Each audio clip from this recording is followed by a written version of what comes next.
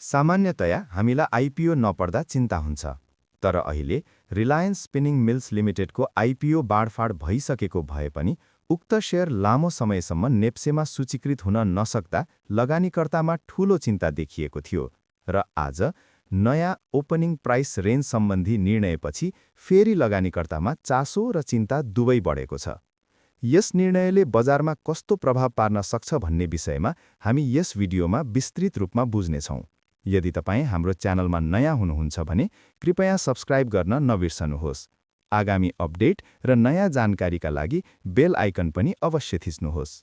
Reliance spinning meals limited लामो समयदेखि चर्चामा रहेको कम्पनी हो। कम्पनी कहिलेकाहीँ विद्युत महसुल बकौता सम्बन्धी विषयका कारण पनि समाचारमा आएको थियो।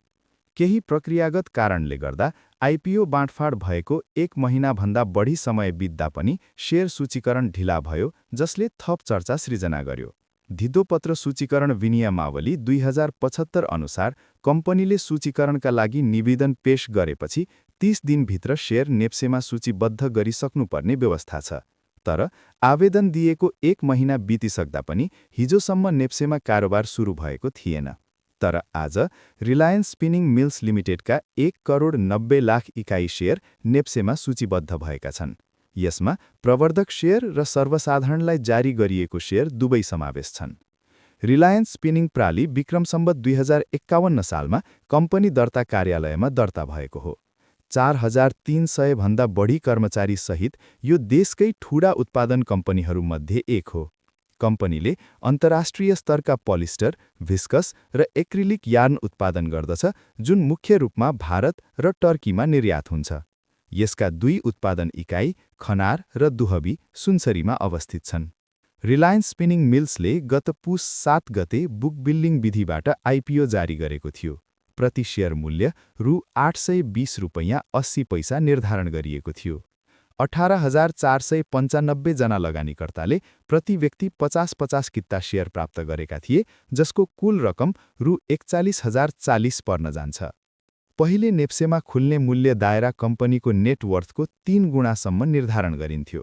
तर अहिले नेप्सेले नियम परिमार्जन गर्दै खुल्ने दायरा अङ्कित मूल्यको 3 गुणासम्म निर्धारण गर्ने व्यवस्था गरेको छ। यदि नेटवर्थ सकारात्मक छ भने खुल्ने दायरा अङ्कित मूल्यको 3 गुणासम्म हुनेछ। यदि नेटवर्थ नकारात्मक छ भने सुरुवाती दायरा नेटवर्थको 3 गुणासम्म रहनेछ। सोही अनुसार पहिलो कारोबारका लागि खुल्ने मूल्य दायरा रु 100 देखि रु 300 सम्म निर्धारण गरिएको छ।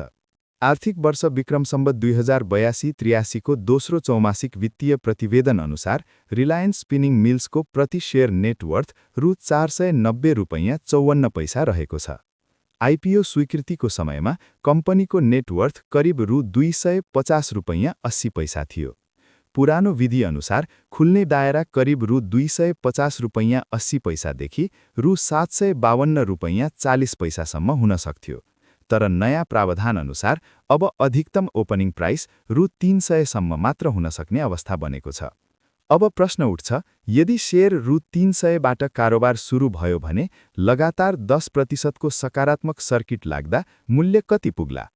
यदि 11 दिनसम्म लगातार सकारात्मक सर्किट लाग्यो भने मूल्य करिब रु 855 रुपैयाँ 94 पैसा पुग्नेछ, जुन आइपिओ खरिद मूल्यको आसपास पुग्ने स्तर हो।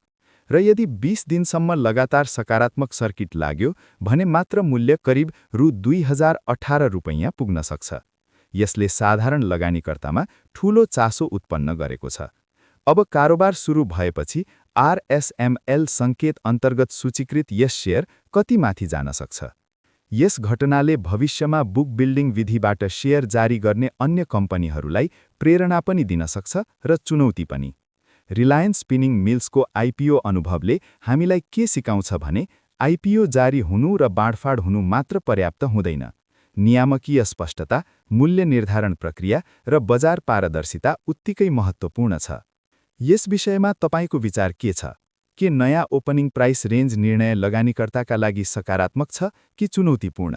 आफ्नो विचार कमेन्टमा अवश्य लेख्नुहोस्। धन्यवाद।